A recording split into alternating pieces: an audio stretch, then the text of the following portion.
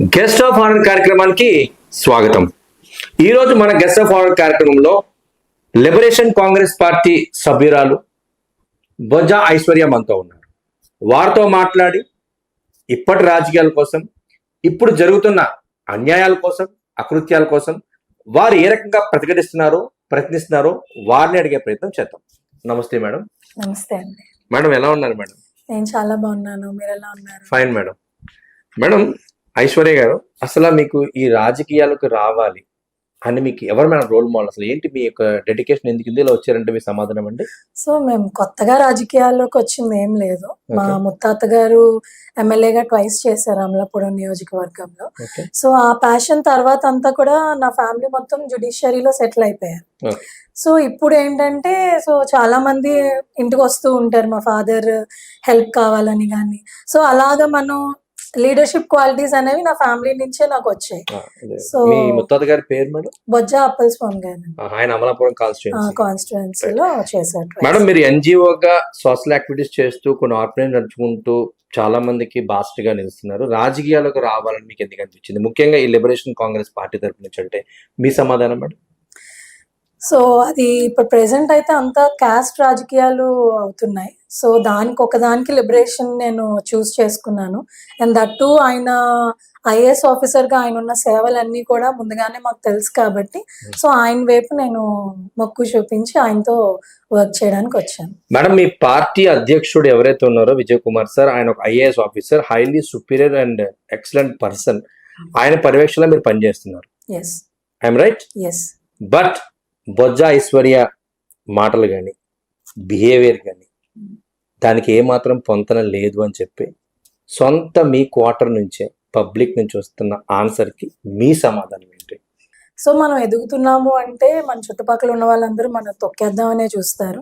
So అలాంటి అభిప్రాయాలు party తరపున నాకు ఎప్పుడూ రాలేదు. విజయ్ కుమార్ గారు ఎంత డిసిప్లిన్ గా ఉంటారో అందరికీ తెలుసు. సో ఆయన ఎప్పుడు నన్ను ఇలాంటి వాటికి క్వశ్చన్ కానీ ఎప్పుడైనా ఏంటమ్మా ఇలా జరిగిందని ఎప్పుడు అనలే. సో ఎప్పుడు మొరిగే కుక్కలు మొరుగుతూనే ఉంటాయి, మన పని మనం చేసుకుంటూ పోవాలి. అదే మేడం, ఇప్పుడు కుక్క అన్న మాట మీరు సంబోధించారు కాబట్టి నేను అడుగుతున్నాను. చెప్పండి. మీది జుడిషియల్ బ్యాక్గ్రౌండ్ ఉన్న ఫ్యామిలీ, పొలిటికల్ బ్యాక్గ్రౌండ్ ఉన్న ఫ్యామిలీ. ఒక వీడియోలో బొజ్జా ఐశ్వర్య మహాసేన రాజేష్ని టార్గెట్ చేసి కొన్ని అనరాని మాటలు, వినరాని మాటలు అనడం ఎంతవరకు కరెక్ట్ అని మీకు అనిపించింది? అంటే మీ సమాధానం అంటే? సో ఇప్పుడు మీకు ఒక లాంగ్వేజ్ లో చెప్తే అర్థం అవుతుంది, రాజేష్ మహాసేనకు ఒక లాంగ్వేజ్ లో చెప్తేనే అర్థం అవుతుంది. బట్ పబ్లిక్ అంతా చూస్తారు కదా. చూస్తారండి. ఇప్పుడు రాజకీయాలు మొత్తం మారిపోయాయి కదా. డిసిప్లిన్ గా అమ్మ నాకు ఓటేంటంటే ఎవరు వెయ్యట్లేదు, కాంట్రవర్సీస్ లేకుండా ఎవరు కూడా ముందుకు వెళ్ళట్లేదు.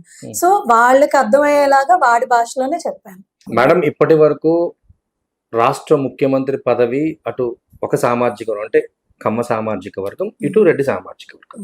సో కొత్తగా మీరు ఏమైనా వరవడి సృష్టించడానికి ఈ పార్టీ పెట్టి ఆ పార్టీలో మీరు ఉన్నారా అంటే మీ సమాధానం అండి? ఎస్, ఖచ్చితంగా అండి. ఇప్పుడు నేను దళితులు, క్రిస్టియన్, మైనారిటీస్, పేదవాళ్ళందరూ ఒక సైడ్కి వచ్చాం. అవతల పక్క ఉన్నది రెడ్లు, కమ్మలు. ఎవరు నెగ్గుతారు? ఆబ్వియస్గా రెడ్డి ప్లస్ కమ్మ. ఎవరు నెగ్గుతారు? సీఎం కి ఎవరు అర్హులు? మేమందరూ ఒక పక్కకు వచ్చేసాం. వాళ్ళు 5%, 6% ఉన్నారు. సో ఖచ్చితంగా మేమే నెగ్గుతాం. వాళ్ళు ఏం చేస్తారంటే మన దగ్గర లేనిది వాళ్ళ దగ్గర ఉన్నది డబ్బు, చిన్న చిన్న రూపాయలు ఇసురుతున్నారు, మన వాళ్ళందరికీ వాళ్ళ వైపు తీసుకెళ్ళిపోతున్నారు. సో దీనికి నేను స్టాండ్ తీసుకోవాలని అనుకుంటున్నా. ప్రతి ఒక్కరిని నేను కలుద్దామని డిసైడ్ అయ్యా. ఆల్రెడీ జనవరి నుంచి మేము బ్యాక్గ్రౌండ్ వర్క్, గ్రౌండ్ వర్క్ చేస్తూనే వస్తున్నాం.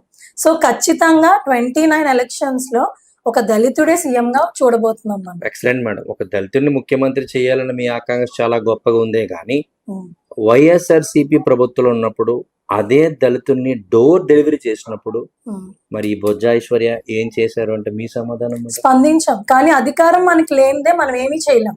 అది నేను ఆ డోర్ డెలివరీ కేసులో నేను చూశాను. చాలా ఫైట్ చేసాం, చాలా గోలగోలు చేసాం, ఎక్కడ కూడా అది బయటికి రానివ్వలేదు. ఎందుకంటే అధికారం వాళ్ళ చేతుల్లో ఉంది. సో ఎప్పుడైతే అధికారం వాళ్ళ చేతుల్లో ఉందో మనం ఎక్కడికక్కడ నొక్కిపోతూ ఉంటాం, మనం ఏమీ చేయలేం. అందుకే అధికారం కోసం ముందుకు వెళ్తాం. ఎన్ని వచ్చినా సరే కామ్ గా.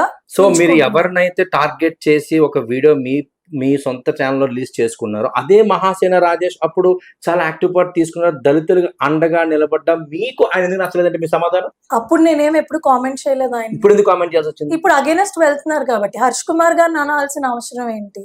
ఆ. ఒక ఐఏఎస్ ఆఫీసర్ గారిని అన్నారు, నెక్స్ట్ జడ్జి గారిని అన్నారు. ఈ ముగ్గురు ఏ కమ్యూనిటీకి చెందిన వాళ్ళు? మన కమ్యూనిటీకి చెందిన వాళ్ళు. నిన్న పొజిషన్ లో ఎవడు పెట్టాడు? మేమే పెట్టాం. మన కమ్యూనిటీ వాళ్ళే నిన్న పొజిషన్ లో పెట్టాం. అలాంటప్పుడు నువ్వు వాళ్ళు బిస్కెట్లు తిని మన మీద అంటే ఎందుకు ఒప్పుకుంటాను అంటే నేను? మీరు కుల రాజకీయాలు చేయడానికి వచ్చారా? ఇప్పుడు ఉన్న కుల రాజకీయం ఉంది కాబట్టి నేను కుల రాజకీయాలు చేయడానికి వచ్చాను. సో యాక్చువల్ గా అంబేద్కర్ ఆశయాలు అది కాదు కదా మేడం. అంబేద్కర్ చాలా ఇదిగా ఇప్పుడు ఎవరు వెళ్తారు కదా. పాటిస్తున్నారండి? మీరు పాటించకపోతే, చదువుకున్న మీరు పాటించకపోతే వాటిలో పాటిస్తారు మేడం వాళ్ళు. ఫస్ట్ మనం అధికారం చేదెచ్చుకుందాం, Okay. తర్వాత పాటించడాలు అవన్నీ కూడా ముందుకు సాగుదాం. సరే మేడం. మేడం షర్మిల మీద మీ ఒపీనియన్ ఏంటి మేడం అసలు? షర్మిల అంటే వైఎస్ నేను Sharmila as a madam. Women గా షర్మిల గారిని నేను ఎటువంటి కామెంట్ చేయను. Hmm. బట్ ఆవిడ ఇప్పుడు వచ్చి కాంగ్రెస్ లో నేను ఇన్ని పాదయాత్రలు చేశాను అని చెప్పేసి అంటున్నారు.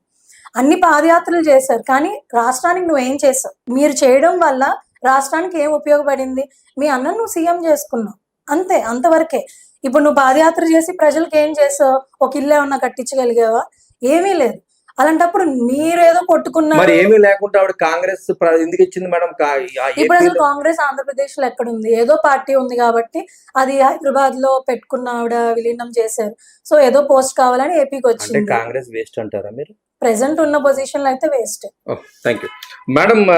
రేపు పొద్దున్న రాజకీయాల్లోకి ఒకవేళ మీ లిబరేషన్ కాంగ్రెస్ పార్టీయే సీఎం స్థానాన్ని వ్యవహరిస్తే, అందులో మీరు ఎమ్మెల్యేగా నెగ్గేస్తే, బొజ్జ ఐశ్వర్య అనే మీరు శాసనం ద్వారా నియమితం అయితే మీ అమలాపురం కాన్స్టిట్యున్సీకి మీరేం చేస్తారంటే మీద సమాధానం ఉందా మేడం?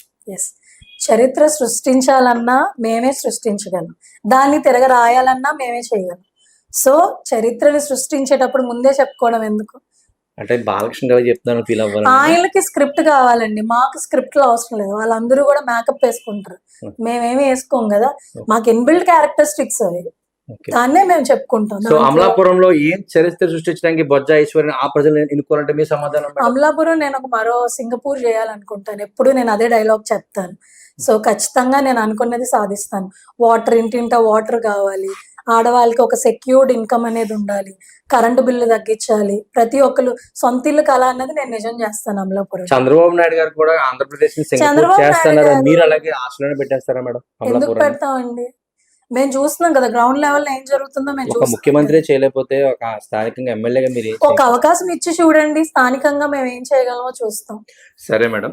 మేడం ఇప్పుడు ప్రస్తుతం రాజకీయాల పైన మీరు మంచి పార్టీ పెట్టుకొని, మంచి బ్యాక్గ్రౌండ్ ఉన్న పార్టీ పెట్టుకొని, అందులో మీరు ఇనిషియేటివ్ పార్ట్ తీసుకుంటున్నారు. ఏ పథకాలు అమలు అవ్వట్లేదని ప్రజలు ఇబ్బంది పడుతున్నారు, దానిపైన మీరు ఏం పోరాడుతున్నారంటే ఏం అన్ని చెప్తారు మేడం? ఫెయిల్యూర్ అండి. మీరేం ఏమున్నాయి పోరాడుతున్నారు ఇప్పుడు ఇన్ని లక్షలు? ఇప్పుడు జగన్ ప్రభుత్వం ఉన్నప్పుడు 3,22,00,000 మనది ఉండేది బడ్జెట్. మేడం? ఆయన దిగే హయాంలో ఎంత అయింది? 10 లక్షల కోట్ల దాకా అయిపోయింది. ఎవ్రీ టర్మ్ కి మనం 70 లక్షల కోట్లు ఇంట్రెస్ట్ పే చేస్తున్నాం అదనంగా. ఇప్పుడు ఆ భారం అంతా ఎవరి దగ్గర ఉంది? ఎవరు కట్టాలి? నేను కట్టాలి ప్రజలే కట్టాలి ట్యాక్స్, ప్రజలు కట్టాలి. సేమ్ అదే కేటగిరీలో ఇప్పుడు చంద్రబాబు నాయుడు గారు ఎక్కారు, ఎవరు కడుతున్నారు? ప్రజలే కదా. మేమే కడుతున్నాం. అలాంటప్పుడు ఎందుకు సక్సెస్ అయిందని అనుకుంటున్నారు? ప్రతిదీ ఫెయిల్యూర్ అయింది అది. ఓకే మేడం, ఒకవేళ లిబరేషన్ కాంగ్రెస్ పార్టీ నుంచి ఎమ్మెల్యే కాన్స్టిట్యున్సీ ఎమ్మెల్యేగా బీ ఫామ్ మీకు ఇవ్వకపోతే ఉం. ఐశ్వర్య ఏ పార్టీ వైపు చూస్తారా, లేకపోతే బీఫామ్ ఇచ్చిన వాళ్ళతో అంటే పనిచేస్తాం. బీ ఫామ్ పార్టీ టికెట్ ఇస్తేనే పార్టీ టికెట్ అది ఇచ్చిన వైఎస్ఆర్సీపీ అయినా టీడీపీ అయినా మా లిబరేషన్ పార్టీ ఇవ్వలేదు అనుకుందాం, ఇవ్వలేదు ఎవరికి ఇస్తే వాళ్ళతో పనిచేస్తాను. అంటే అప్పుడు మరి కుల వివక్షణ, మరి చంద్రబాబు నాయుడు కులానికి తొక్కేసాడు, జగన్ తొక్కేసాడు, ఇవేమి ఐశ్వర్య కనిపించవా? నా కులం వాళ్ళకి ఇస్తారు కదా, ఎస్సీ రిజర్వ్డ్ అయితే. మీకు ఇవ్వరు కదా. నాకు ఇవ్వరు, ఆ. నాతో ఉన్న ఇప్పుడు వాళ్ళకి దాకా అందరూ ఇస్తారు. వాళ్ళకి ఇచ్చారు కదా. ఎవరికి? ఇప్పుడు దాకా అమలాపురం ఎమ్మెల్యే అందరూ ఆ కేటగిరీలో ఇచ్చారు అవును, కదా. వాళ్ళందరూ అమ్ముడిపోయారు కదా, మేము అమ్ముడిపోం కదా. గ్యారంటీ ఏంటి మేడం?